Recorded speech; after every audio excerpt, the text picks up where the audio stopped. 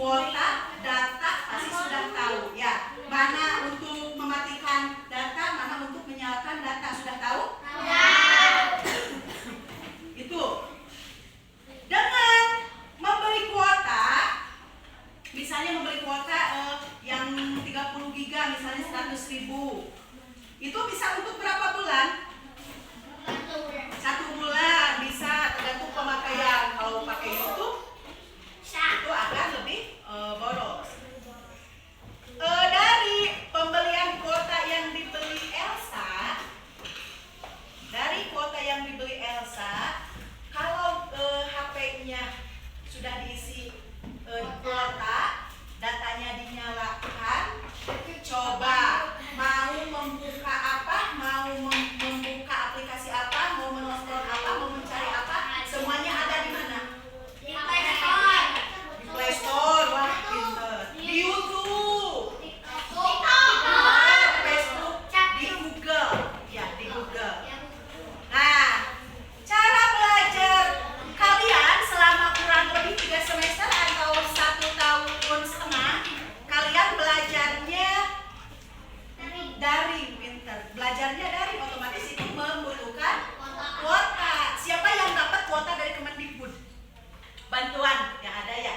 Nah, itu dimanfaatkan untuk belajar. Jadi mencari apapun kalian bisa dengan difasilitasi data atau kuota dari Kemendikbud untuk belajar kalian. Karena situasi COVID yang tidak memungkinkan kalian belajar langsung di sekolah, harusnya daring. Jadi pemerintah memfasilitasi, mempermudah kalian untuk belajar tidak harus ke sekolah, tinggal ibu yang share ke grup WA. Nanti tugas buat kalian sudah ada di WA ya, nanti dikerjakan, dikumpulkan lagi ke Japri ya. Kalau ke sekolah seminggu sekali.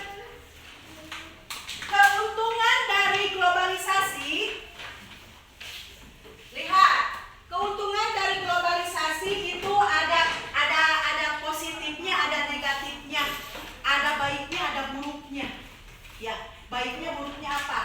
Contohnya, jika Catherine ingin meniru gaya Korea, apa Catherine harus ke Korea nggak? Tidak harus ke Korea, tinggal buka Google atau YouTube, semuanya ada. Cara bedak, cara membentuk alis, cara eyeliner, berpakaiannya pun, cara tari, langkah-langkah tari. Korea mah pasti kalian sudah tahu. Ada yang tahu grup-grup yang sekarang lagi viral? BTS. Blackpink. Tahu BTS, tahu Blackpink? Apa Haikal harus ke Korea dulu? Tidak harus, karena sekarang udah zamannya globalisasi. Globalisasi zaman sekarang udah hebat. Kenapa udah hebat? Ingin tahu tentang informasi di negara lain, tidak usah kita ke negara itu yang sesuai tujuan yang ingin kita tahu, tapi cukup cari informasi, cari wawasan dari Google, kata Alkitab. Dari Google bisa. Jadi tidak usah langsung Catherine mau belajar menari BTS langsung ke Korea, tidak. Cukup nonton videonya, diunduh di YouTube, langsung Catherine bisa meniru dengan gerakan-gerakan BTS. Jadi kita tidak harus pergi ke Korea langsung. Jadi informasi secara global, informasi di tiap-tiap negara itu dengan mudahnya kita akan dapat mengakses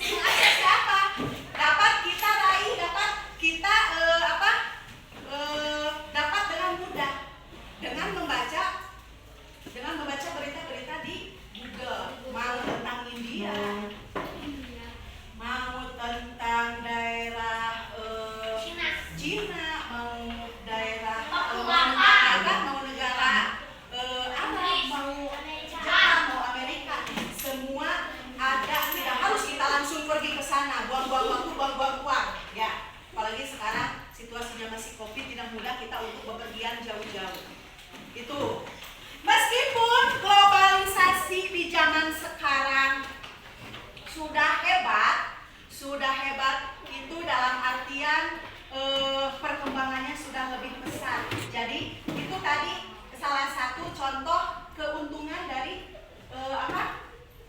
salah satu contoh keuntungan dari globalisasi. Makin hari makin modern, makin canggih, itu kelebihannya. Terus sekarang kekurangannya apa?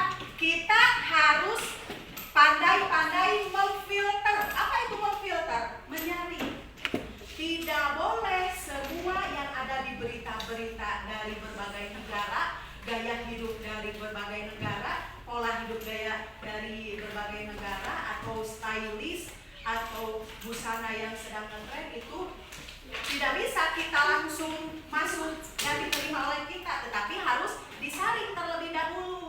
Kenapa? Karena Indonesia itu budaya ketimuran. Kalau lihat video BTS, ada yang ketutup auratnya? Ada yang ketutup auratnya? Tidak ada. BTS tidak ada, semuanya Blackpink maupun BTS pada seksi. Sedangkan kita mengenal ke budaya timur.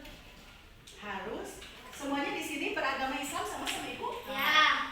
Harus menutup aurat. Tidak diperbolehkan auratnya itu diperlihatkan, apalagi di depan umum.